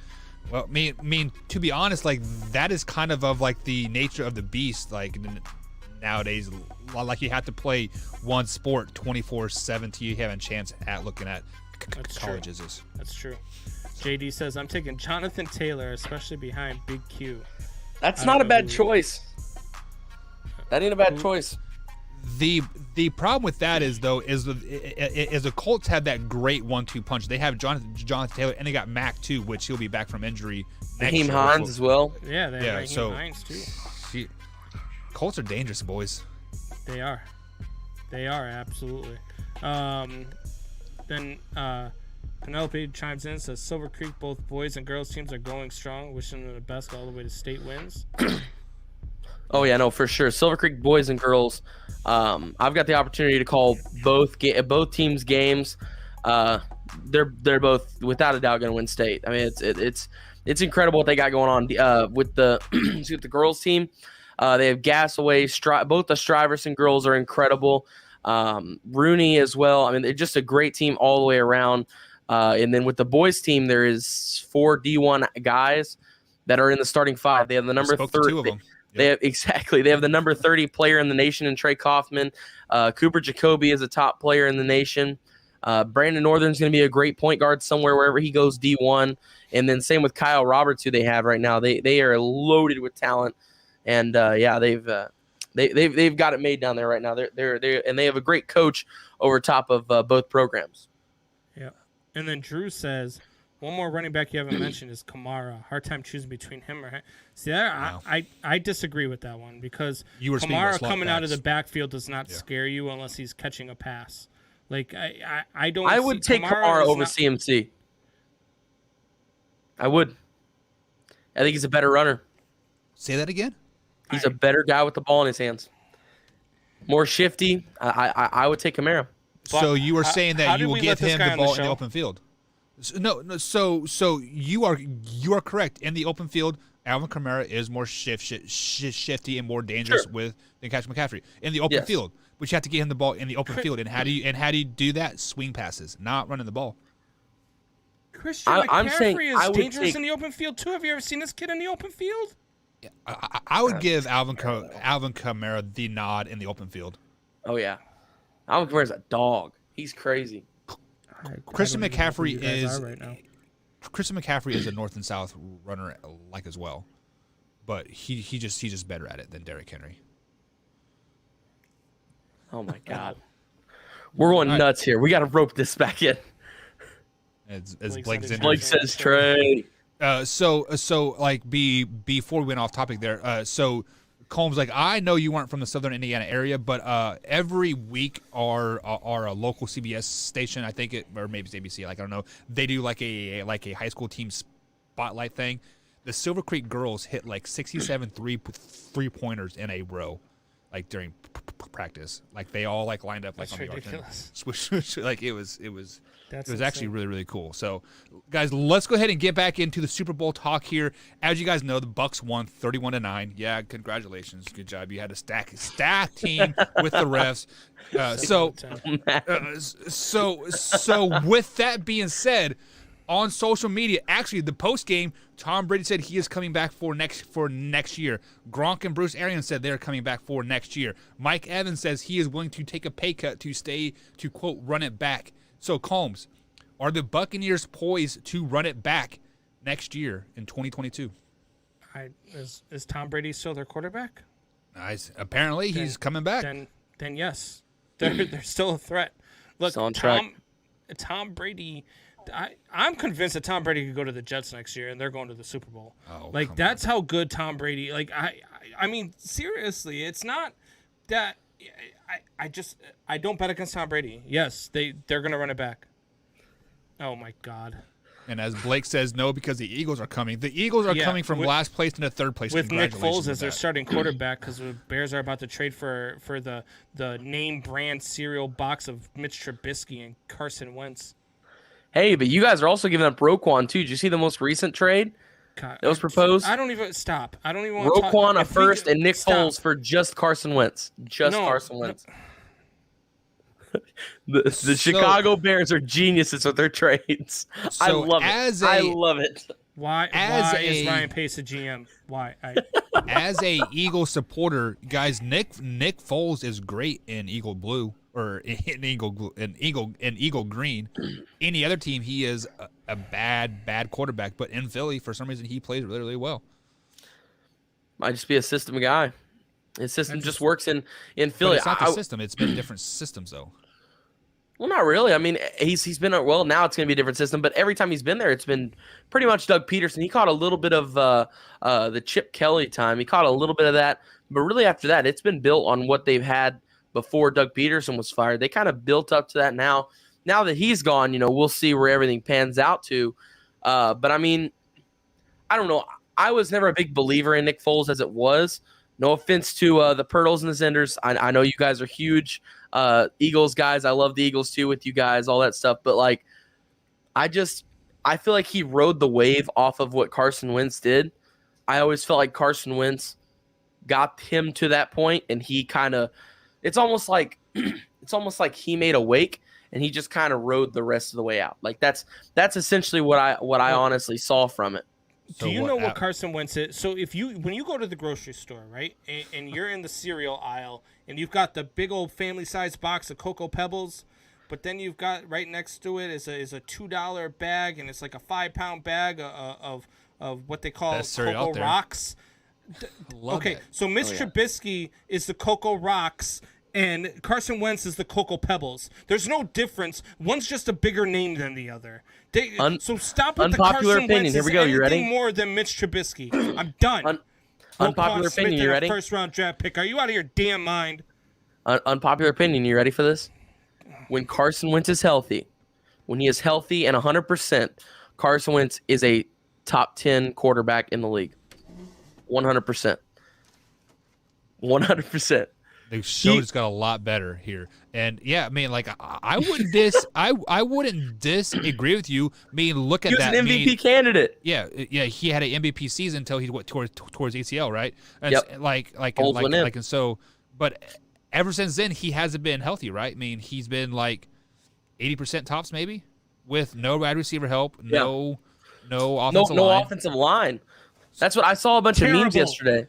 I saw a bunch of memes yesterday that were like, it was like Carson Wentz standing there like looking to the side and smiling, and it's like, imagine what it would be like to play with no offensive lineman, Patrick Mahomes, and it had Carson Wentz like, hey, I live that. Terrible. He does every single time. So the Wentz trade is obviously starting to heat up again. So I mean, like, we thought he was going to stay in Philly after they let their coaching staff go. Yeah, Bears season for the next 12 was going to be terrible. But does Carson Wentz to the Colts make them Super Bowl champions next year, Wyatt? Yes. Yes, it does. 100%. Frank Reich. And think about it. What happened the last time Frank Reich and Carson Wentz were a thing?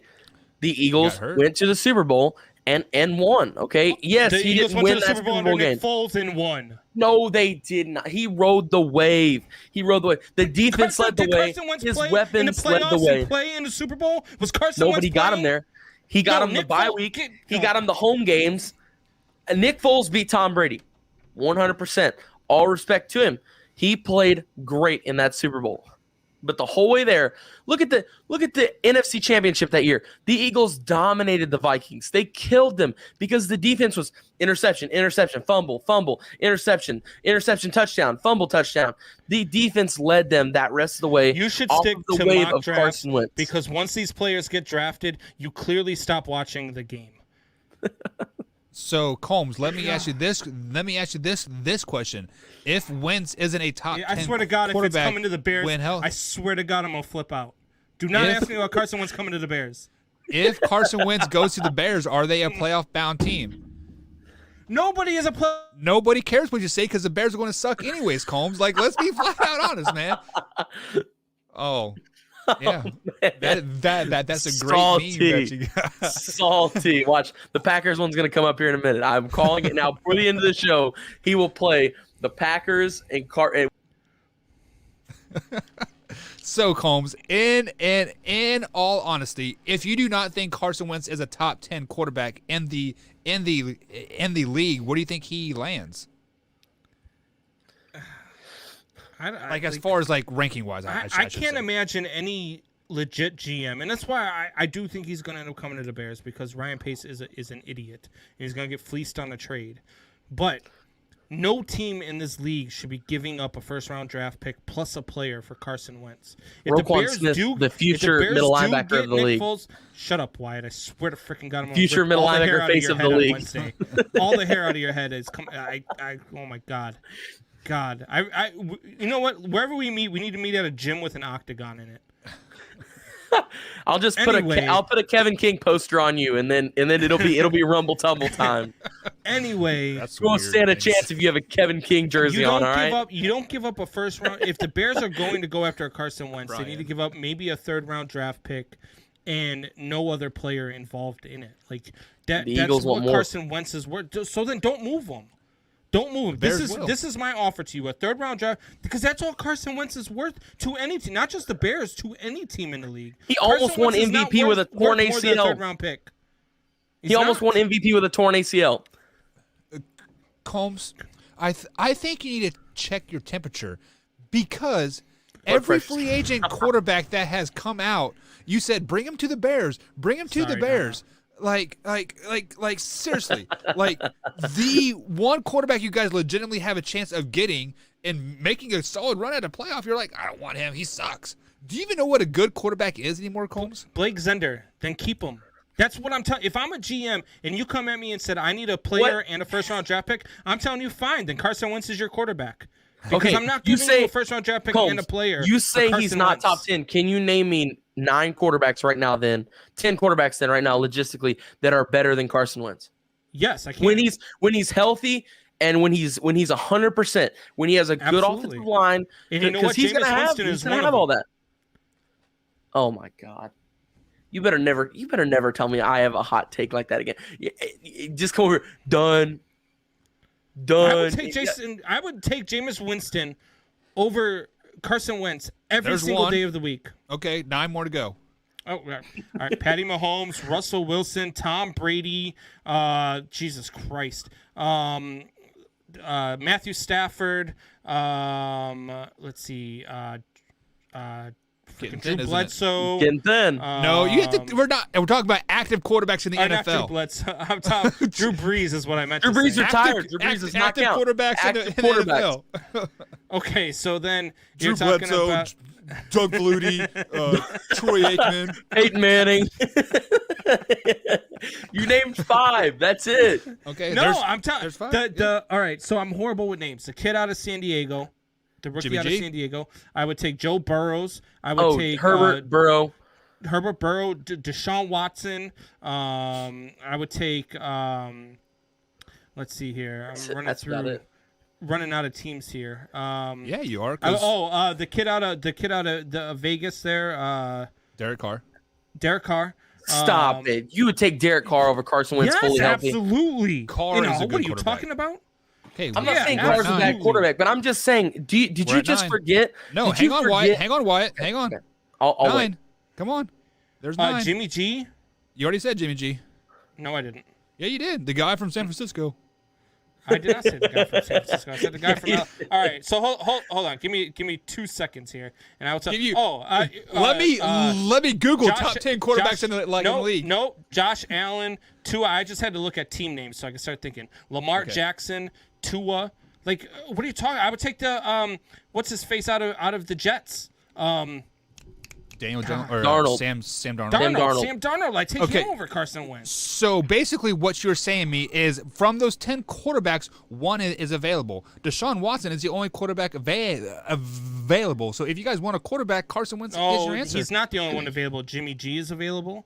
The 49ers are not moving from Jimmy G. Jimmy G is not better than Carson Wentz. If Deshaun Watson goes to the Jets, Sam Darnold's available. Like there are going to be Sam Darnold would be in available. Houston. Maybe. Houston's just like the Bears. They'll probably get fleeced in the trade. You are telling me like but seriously though, you named me 9 quarterbacks, and then you started rattling off names just to fill that 10th because spot. you asked, tell me to name 10 quarterbacks you would take over Carson Wentz. He is not a top 10 He's not. He might not even be a top 20 quarterback in this league. Did you forget about his MVP season? So he didn't what? have an MVP season. He had an MVP caliber season. He had a MVP you know who else won an MVP season that ended in an ACL tear. Cam Newton won an MVP. Cam Newton actually won an MVP. Yeah. Also led his team to the Super Bowl. Yes, it doesn't mean that he's great right now. Different. Doesn't mean he's great right now. Cam Newton did that a long time ago. No, Cam Newton you know did that what? 5, And you're 6 talking about years his ago. MVP season. His MVP season was more about his team because his team was so good that their backup took him and won the Super Bowl. Carson Wentz did everything on that team. Dude, Carson Wentz, and they then literally his called him backup the magician that and then season. His backup came in and won the Super Bowl and beat Tom Brady. Won 3 playoff games on the road and beat Tom Brady. So hang on for me 1 second. That team was good. It wasn't Carson Wentz. There was also a backup quarterback by the name of Colin Kaepernick that led his team to the Super Bowl as well. Alex Smith got knocked out for a concussion in the final 4 or 5 games of the season. So are you telling me that Colin Kaepernick was a top 10 quarterback in the league? I'm telling you that Colin Kaepernick, no. And I'm not telling you that. I'm telling you that Colin Kaepernick took a team to the Super Bowl that was good. The team was good. It wasn't. So you Alex are saying Smith. that the Eagles were good as well, then, right? That's what I just said. Are you not listening, Buck? But you're saying, Buck, turn your hearing aid up. But But what I'm trying to get at is that the quarterback made that team good, and the team rose to success because they knew how to support a backup. The team rose to the success because the team was good. The quarterback at that point was irrelevant. They could have put. Come on now. Come on now. Look, are you out of your mind? Look at what Nick Foles did. What else has Nick Foles done other than that one playoff round? Nothing. Come on. Because every time he does well in Philly, he gets traded to a different team, so he never has a chance to grow there. No. Tim Leonard says he would take Marcus Mariota over Wentz. Tim Leonard also said the Chiefs are going to win the Super Bowl 45 Oh, to my 17. What Marcus Mariota are we referring Sorry, to? Tim. Like the first couple years in Tennessee or the last couple years in Tennessee, Marcus Mariota? No Marcus Mariota has ever been better than Carson Wentz. I am sorry. Oregon Mariota was better than North Dakota State Carson Wentz. How about that? I'll give you that. No, that's a bold statement there, Cotton. Stacey, I disagree with this statement. The quarterback is never irrelevant. I can name you Rex Grossman was irrelevant when the Bears went to the Super Bowl. But you can't be a not chump. A good quarterback. What are you talking about? You Rex can't be a Grossman wasn't a chump? He had to have some good plays, didn't he? He played. That was a great playoff They run. won 4 games that year without scoring an offensive touchdown in those games. That team was defense. Were any of those games Let's playoff look at games? The 2000 How many of those games were Baltimore playoff Ravens. games? How many of those games were playoff games? I think 2 of them actually were playoff games. Oh, come on. Now you're pulling shit out of your ass. Oh, No, come I'm on. telling you right now, go back and look at it. They did not. That defense got them to the Super Bowl. I'm not saying the defense didn't. I'm just saying you can't be a chump at quarterback and Yes, you ride to a can. Super Bowl. Who was the quarterback for the Ravens in 2000? Trent Dilfer. Trent Trent Dilfer, yeah. You Another can't be chump. half of a a Yes. donut sandwich and be a quarterback in the NFL and lead your team to the Super Bowl. You have to make plays. There has to be a moment where you as the quarterback make a pass if you that think is Carson good. Wentz is a top 10 quarterback in this league when he's healthy, you do not know the game of football. And I know that you know the game of football, but you are dead wrong about Carson Wentz. Watch his MVP season. Go back and watch his MVP He never season. had an MVP season. He did. He tore his Did he ACL, win but one? stopped that. Let me see the MVP missed, with his name on it. he missed 5 games because of an ACL tear and still finished second in the MVP race. That's how good he was. Dak Prescott almost freaking had his leg tore off his body and still led the league in passing for the next 5 weeks. What's your That's point? because he's throwing 400 yards a game. Well, yeah, that's because he's that. You want to revert? kinda You want to evil. revert to So Derrick now Henry there's an taking the ball excuse? 30 times. We'll revert to Dak Prescott throwing the ball 50 God. times. True. So Combs, let me get your definition of a chump quarterback, because like you said that Trent Dilfer was a chump quarterback as well, and like I think of a chump quarterback spending 1 to 2 years in the league and then kind of flicking out. Nick Trent- Foles. Nick Trent Foles is a chump Dilfer- quarterback. Nick Foles has been. He's been in the league. Oh my God! But what has He's he been a- done in the league? He's What been a happened? career He won a backup. Super Bowl. He won a Super Bowl. Yes, he won a Super Bowl. That's what I'm talking about. That was the one year that he had. The one good year he had was on he that got Eagles traded team. to a That shitty Eagles team. team was so good they could have plugged What is he and played supposed to do? any What was he quarterback supposed to into do in that team. Jacksonville? Combs, what was he supposed to do in Jacksonville or Chicago, where he got hurt in the dysfunction first- is key? First of all, if there was a good quarterback in Chicago, they have the weapons in Chicago. So you can use Jacksonville. You got but two good can't use quarterbacks. Chicago. Get the. You got 2 quarterbacks. Mitchell Trubisky, he was the best quarterback taken out of that draft, right? I mean, so obviously, the Bears see something in him. Combs is going to sit here and pout for the rest of the show because the point is Get him the mask and the gloves. He's got the Bernie going on. I really wish I could like drop and put stuff on his face right now. That'd be really, really funny. But why we do got to get to a break, and Combs has got to get his coffee because he's getting cranky and old and he needs to wake up a little bit. So guys, on the other side of the break, we are going to wrap up the show here. So if you have enjoyed the show whatsoever, be sure to hit that like button and share this with a couple friends as well. If you missed any part of the show whatsoever, you can check out the podcast form on iTunes, iHeartRadio as well, or you can head over to manhourradio.com, check out the website, and they'll upload it over there as well. So guys, we'll be right back here on the Man Hour.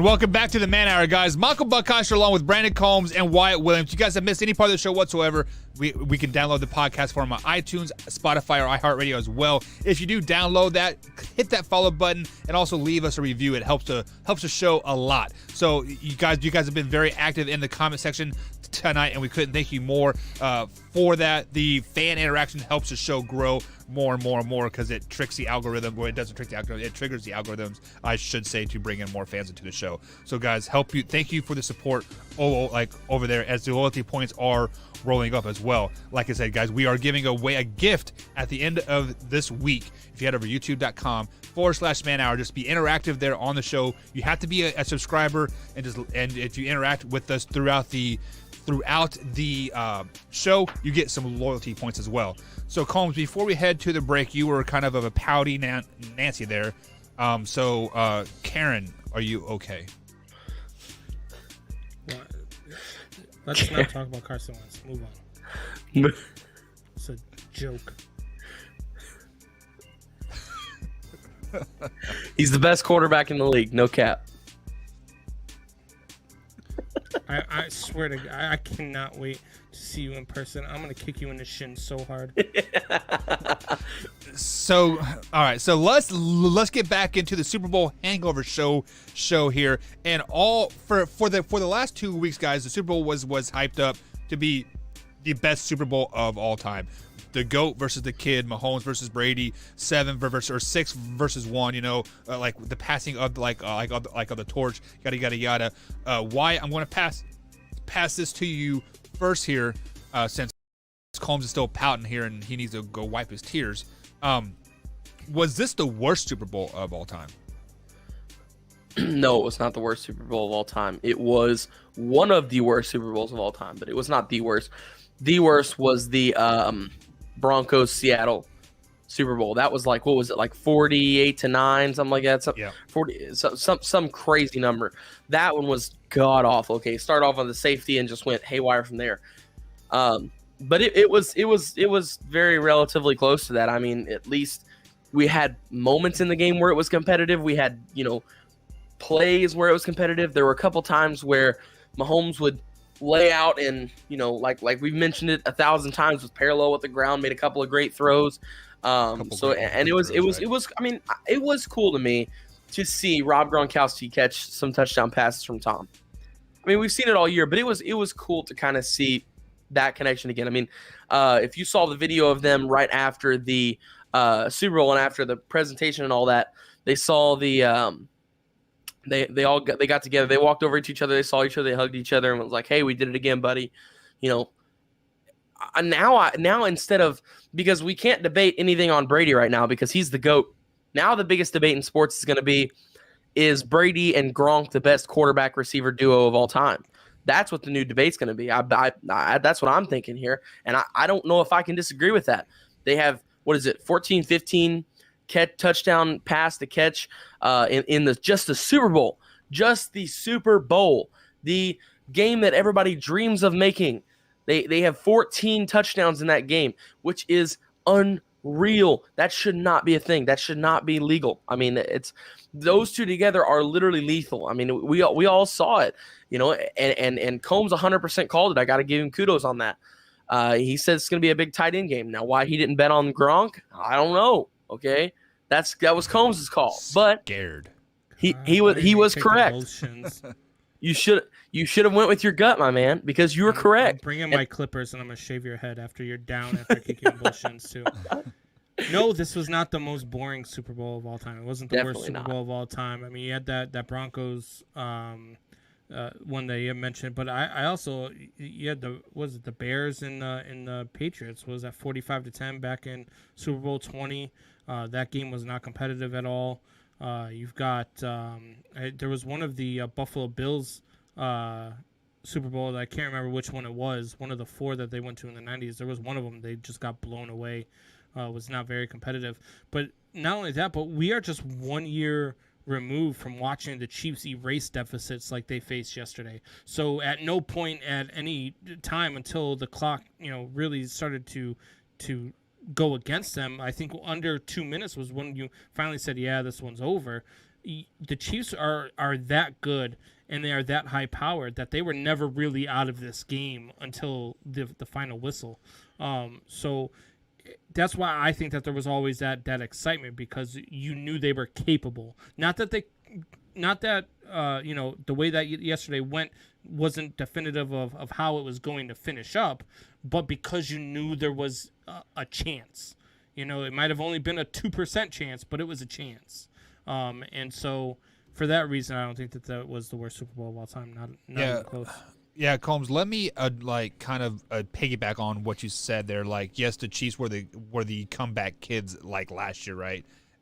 But this game just had a different feel. Like, you never had that feel like they were on the verge of breaking out. I mean, like as me as a Kansas City Chiefs fan, like I just never had that sense of like, okay, we are going to get, hey, like it is going to happen. Hey, like it is going to happen. If I believe it was the second quarter when the Chiefs were when the Patriots scored their second touchdown to be at 14-3.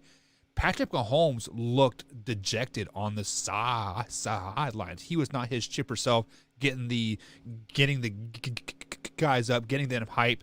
Mean the like on the defensive side of the ball for the Chiefs, they were fighting amongst each other and then getting in the faces of like the Bucs offensive line. I mean, it was just it was a totally different, undisciplined feel like to this whole game.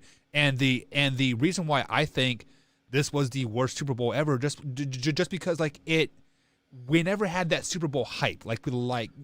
Yes, it's a whole COVID thing. The Chiefs didn't fly down until Saturday night or something, and like honestly, it felt like a regular season football game, a mid-season football game. The Bucs were at home. They had the home field advantage. They were playing the music like on the Chiefs' third down. I mean, it was a home field advantage for the Bucs all game, and it felt like a regular season game to me, 100%. I mean, it was just.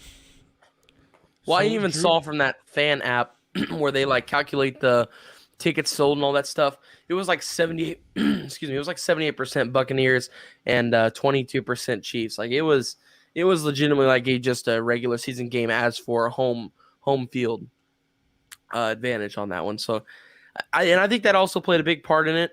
There were little things like it's nice to sleep in your own bed at night. Tom Brady got to sleep in his own bed. The entire team did. And then go to the stadium the next day. Patrick Mahomes on an airplane. Exactly. Patrick Mahomes was on an airplane. So there are a lot of little things like that they got the advantage on, the home, and yes, the rest. But it does boil down to the sheer fact that Tom Brady, excuse me, was so dominant in this game, and the defense was so dominant in this game that nobody was going to stop that. Like, I hate to break it to all the Chiefs fans out there that this one was settled. There was nothing anybody could have changed about that. So I haven't brought this up like all show because it's kind of been like a minute point, but you guys keep telling me like how dominant Tom Brady was. He only threw the ball 21 times for 201 Yeah, that defense yards. To me was dominant. When people keep saying Tom Brady, they even gave him the MVP. It wasn't him. It was that defense won that Super Bowl for them. Yeah. Tom Brady played really well. I mean, the Bucs clicked on all cylinders. They played a solid game all the way around. But that defense to me was up there. Now, Drew wants to know why people are blaming Mahomes. He showed up to play. The rest of the team forgot to set their alarms and show up. So, Buck, you're the Chiefs fan.